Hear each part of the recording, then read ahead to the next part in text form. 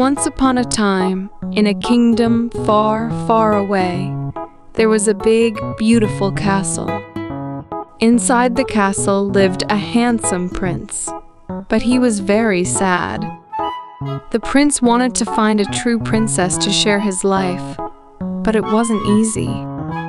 The kingdom was full of young ladies who called themselves princesses, but the prince wasn't sure if any of them were real.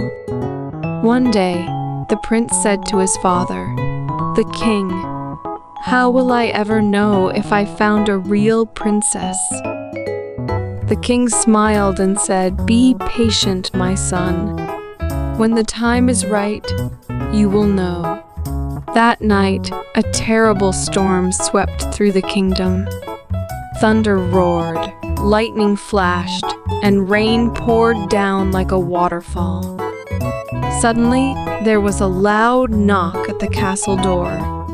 The king opened the door and found a young woman standing there, soaking wet. "I am a true princess," she said, shivering. "May I please stay here for the night?" The king welcomed her in and gave her warm clothes. When he told the queen mother about the visitor, the old queen mother smiled and said, "We'll see if she's a true princess." The queen mother went to prepare the princess's bed, but she did something very strange. First, she placed a tiny green pea on the bed frame. Then, she stacked 20 mattresses on top of the pea and added 20 soft, fluffy quilts. When the princess saw the bed, she had to climb a ladder to get to the top.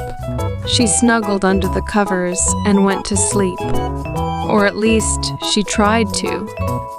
The next morning, the queen mother asked, "My dear, how did you sleep?" The princess rubbed her eyes and said, "Oh, not well at all.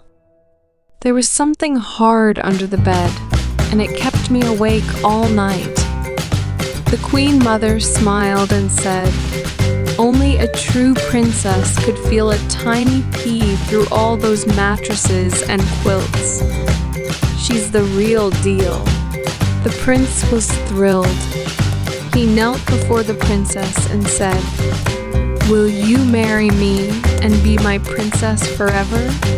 The princess giggled and said, "I will, but only if you promise me one thing." "Anything," said the prince. She smiled and said, "No more peas in the beds. Peas are only for eating." The prince laughed and promised. Soon, they were married in a grand celebration. From that day on, the castle was filled with happiness, and the prince and princess lived happily ever after.